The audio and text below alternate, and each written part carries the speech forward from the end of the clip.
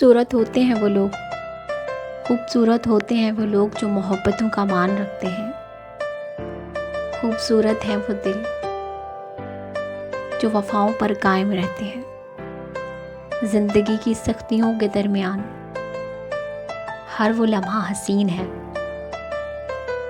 جس میں محبت کا جواب محبت سے ملے، اور بہت کم ہوتے ہیں وہ لوگ جو واقعی آپ کے ساتھ مخلص ہوتے ہیں۔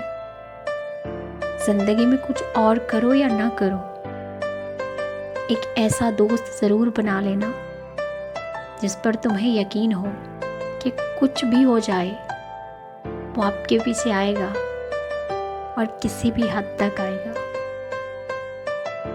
لازم نہیں حیات میں احباب کا ہجوم، وہ پیکر خلوص تو کافی ہے۔ ایک شخص جو عزت دے گا اسے عزت ملے گی، حیثیت دیکھ کر ہاتھ نہیں چومتی۔